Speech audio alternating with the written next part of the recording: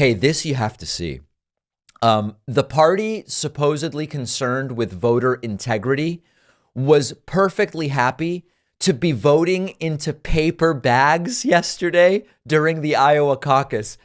You really can't write this stuff. They have spent years now talking about the integrity of the vote. There may have been suspicious bamboo fibers on some ballots in Arizona, which we need to have forensically investigated. And was there barbecue sauce? Was there a form of curry paste that is not really native to where the ballot supposedly came from? It's all crazy. The machines can't be trusted. And there were sandwiches delivered not commensurate with the number of poll workers and massive dumps.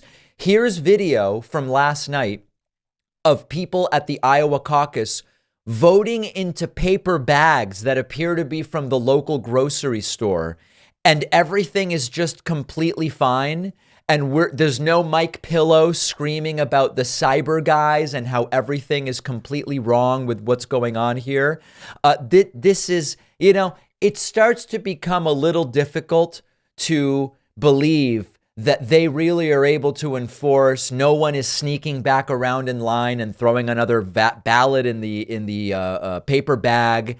Here's an image of a whiteboard that they have where they are tallying votes, and they're tallying them in multiple different colored markers, which is like listen, just a basic thing would be you only use one type of writing instrument on these basic stuff, where if we're even going the whiteboard route, you should at least control that there is only one color and type of marker, at least two, if not three different types of markers and writing implements being used here. So, the people claiming to be so concerned about voter fraud, it's so difficult to believe that this is a serious concern when it's a problem if Biden won.